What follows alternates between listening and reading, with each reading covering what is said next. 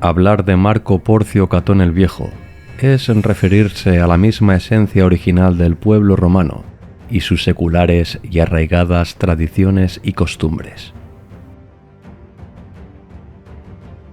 85 años de historia contemplados por los ojos de un personaje clave para entender los acontecimientos que marcaron el devenir de la República y posterior Imperio Romano.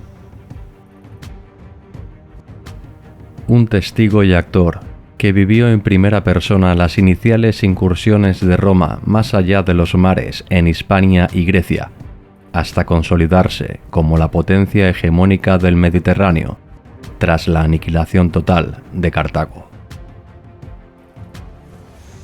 En este espacio repasaremos de manera sucinta la biografía de Marco Porcio Catón el Viejo, también apodado el Censor, pero antes de ello, ya saben, hemos de situarnos en contexto.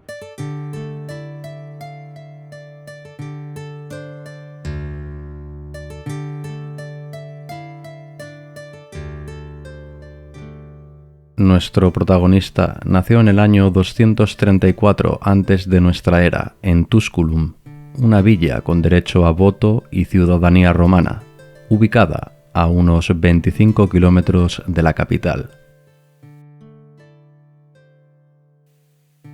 La gens Porcia era una familia de origen plebeyo. Campesinos terratenientes, enriquecidos gracias a la explotación de granjas porcinas. De ahí el origen del nomen. Catón pronto quedó huérfano de padre y recibió como herencia una finca agrícola, de la cual se hizo cargo. El adolescente Catón se dedicó a la agricultura y la administración de sus rentas. Siempre que sus estrictos horarios se lo permitían, visitaba a un ilustre vecino que vivía a pocos kilómetros de su finca. Hablamos ni más ni menos que de Manio Curio Dentato, 3 veces cónsul y héroe en las guerras samnitas y en las batallas contra Pirro de Epiro. Curio Dentato, hombre de austeras costumbres y con un alto sentido del honor, influyó sobremanera en el ánimo del adolescente Marco Porcio.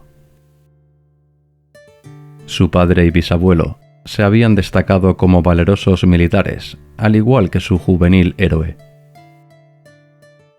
Estaba escrito que el joven Catón seguiría sus pasos. Catón se enroló en las legiones romanas cuando tan solo contaba con 17 años de edad, en pleno fragor de la Segunda Guerra Púnica. Su valerosidad y audacia en combate fueron sus principales credenciales para granjearse fama y reputación en el ejército. Durante la Segunda Guerra Púnica, sirvió como tribuno militar en Capua y Tarento, despertando la admiración del 5 veces cónsul y 2 veces dictador, Quinto Fabio Máximo. Marco Porcio Catón participó en la decisiva batalla del Metauro. Asdrúbal Barca emuló la gesta de su hermano de atravesar los Alpes con un numeroso ejército. Pero en esta ocasión, Roma no falló. Las fuerzas púnicas fueron aniquiladas y Asdrúbal fue ejecutado. En periodo de entreguerras, Marco regresaba a su finca y pronto se destacó como un más que notable orador. Constantemente era reclamado por sus propios vecinos para que actuara como juez en sus disputas. Su austero modo de vida y sencillez de costumbres llamó la atención de Lucio Valerio Flaco, un joven patricio romano de rancio abolengo. Ambos compartían una misma visión de Roma y su preocupación por su futuro. El hedonismo y la molicie se habían instalado en lo más profundo del Senado. ya no existía la antaña figura del senador agricultor, hombres recios acostumbrados a las duras labores del campo, pero a la vez cultivados en lo intelectual. Si triunfaba el relajado nuevo modo de vida helenístico frente al ancestral y firme mos maiorum, Roma estaba destinada a desaparecer. Uno de los máximos exponentes de este supuesto voluptuoso modus vivendi era el clan de los Escipiones. Catón ejerció su primer puesto de relevancia como cuestor de Publio Cornelio Escipión Africano en Sicilia. Nuestro protagonista se convirtió en la sombra y permanente juez del héroe de la Segunda Guerra Púnica. Como era de esperar, sus relaciones se deterioraron, dando inicio a una de las más célebres rivalidades en el mundo romano.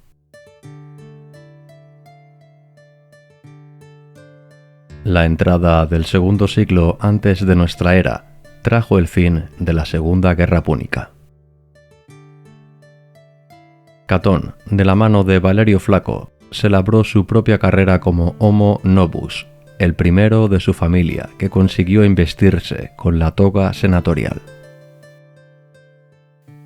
Su cursus honorum marchó a buen ritmo.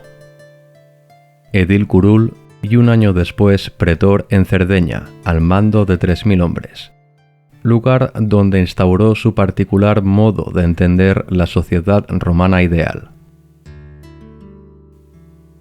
Austeridad, justicia y cero relajaciones morales. Como muestra, citamos a Plutarco, que se refiere con estas palabras sobre cómo se movía Catón por la isla. Recorría las ciudades a pie, sin siquiera usar un carro acompañado por un solo asistente que llevaba su vestido y el cuenco de libación a los dioses. En el año 195, a los 39 años, Marco Porcio Catón se alzó con su primer consulado junto a su socio Lucio Valerio Flaco. Un año más tarde, fue elegido procónsul con gobierno en la Hispania Citerior, provincia que se encontraba en permanente rebelión ante el poder romano. Catón el Viejo recorrió de norte a sur la Hispania Citerior, sin apenas resistencia, hasta llegar a la Turdetania, el territorio más al oeste de la provincia ulterior. El ejército consular de Catón se encontró con sus colegas liderados por los pretores Apio Claudio Nerón y Publio Manlio. Juntos consiguieron hacer retroceder a los celtíberos hasta el norte de la península, además de arrebatarles los magníficos yacimientos mineros ubicados en la Turdetania. Catón marchó en persecución de los celtíberos hasta llegar a la imponente ciudad de Numancia, una plaza fuertemente defendida y amurallada que amilanó el espíritu bélico del feroz y aguerrido cónsul romano. No tuvo más remedio que volver hacia sus dominios citeriores. Tras finalizar su año consular, Catón regresó a Roma con un ingente botín consistente en 25.000 libras de plata y 1.400 de oro. Recibió 3 días de agradecimiento público y un más que merecido triunfo. Nuestro protagonista, ya cumplida la cuarentena de años, se mantuvo siempre firme a sus ideales y continuó luchando por los intereses de la República en todo el Mediterráneo. Más en concreto, jugó un papel decisivo como tribuno en la batalla de las Termópilas, no confundir con la célebre contienda liderada por Leónidas de Esparta, acaecida 300 años atrás. Tras su regreso a Roma, Catón, en el 184, a los 50 años de edad, obtuvo uno de los cargos más exclusivos y difíciles de alcanzar para cualquier hombre de Estado. Hablamos del puesto de censor, el culmen del cursus honorum, un cargo desde el que nuestro protagonista pudo controlar y vigilar a todos los prohombres de la República Romana. No toleró la más mínima excesiva ambición de ninguno de ellos. En el ideario de Catón no existía la posibilidad de que la República se convirtiera en una monarquía o dictadura unipersonal. Marco Porcio Catón se ganó su agnomen de censor debido a la rigurosidad y pulcritud con la que ejerció su mandato. Después de haber completado con excelencia su carrera como hombre público, Marco Porcio Catón, entrando en la vejez, abandonó la política de primera fila, manteniendo, eso sí, su puesto en el Senado. Nuestro protagonista se retiró a su granja, dividiendo sus quehaceres cotidianos en la educación de su único hijo, Marco Porcio Catón Liciniano, la agricultura y la escritura. Precisamente, la única obra que ha sobrevivido es la llamada De Agricultura, un manual para terratenientes sobre cómo administrar de manera eficiente una propiedad rústica. El otro libro, por desgracia perdido, es un compendio de 7 tomos llamado Orígenes, que trata sobre la historia de Roma desde su fundación. Gracias a otros autores posteriores, algunos fragmentos han llegado intactos hasta nuestros días, al igual que algunos ensayos sobre temas tan diversos como la organización de un ejército o una serie de recomendaciones que versan sobre temas educativos. Toda su obra, como no, está escrita en latín, uno de los primeros escritores en prosa en este idioma. Recordamos que en estos tiempos de la República, el griego era el idioma preferente que se utilizaba para las artes y la escritura, lengua y cultura que Catón detestaba. El último baile de Catón el Viejo aconteció en los albores de la Tercera Guerra Púnica. De este tiempo es la célebre frase Ceterum censeo Carthaginem esse delendam. Sin embargo, creo que Cartago debería ser destruida.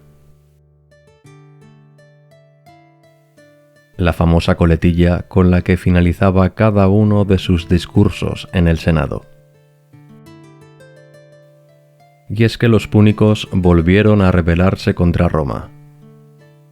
Catón, en el 157, con 78 años de edad, aceptó acudir a la mismísima Cartago en una misión diplomática. De allí regresó convencido de su firme argumento y con un puñado de higos en su bolsillo.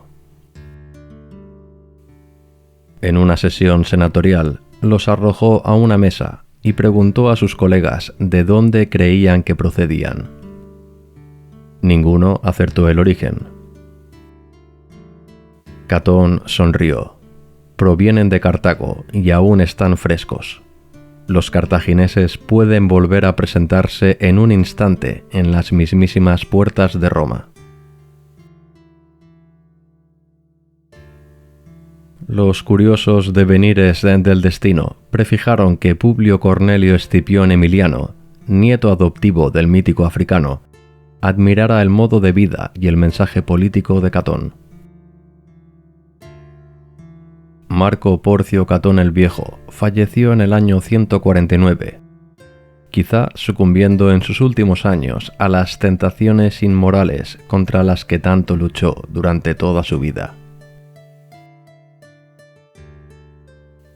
Fallecida unos años atrás su esposa, a los 80 años se casó con una joven llamada Salonia, con la cual tuvo un hijo. Su primogénito perdió la fe en su ilustre padre y le retiró la palabra. Marco Porcio Catón no vivió lo suficiente para haber culminado su sueño de una Cartago totalmente sometida y arrasada. Escipión Emiliano fue el general vencedor en la Tercera Guerra Púnica. Aún y su pesar, aceptó el mandato del Senado. Cartago fue destruida, pero el general romano no quedó nada satisfecho con este acto. Según nos cuenta Polibio, la esposa del comandante Asdrúbal el Beotarca lanzó estas palabras contra Escipión Emiliano y toda Roma mientras caminaba presta a inmolarse en una pira comunitaria. Vosotros, que nos habéis destruido a fuego también seréis destruidos. Llegará un día en que Ilión, la ciudad santa, perecerá, en que perecerán Príamo y su pueblo, hábil en el manejo de la lanza. El general romano, tremendamente conmovido, dijo esta frase mientras la mujer ardía en una hoguera. Temo que algún día alguien habrá de citar estos versos viendo arder Roma. Efectivamente, ningún imperio ni persona dura para siempre, pero en este caso la figura de Marco Porcio Catón el Viejo ha llegado incólume hasta nuestros días. Persona quizá de muy rígidas convicciones, un hombre nuevo en su clan, dispuesto a llegar hasta donde sea por sus ideales. Un personaje clave para entender la historia de la civilización romana. Muchos de sus descendientes, como Marco Porcio Catón el Joven, fueron también figuras relevantes en el devenir de los acontecimientos que forjaron la historia de nuestra querida Roma.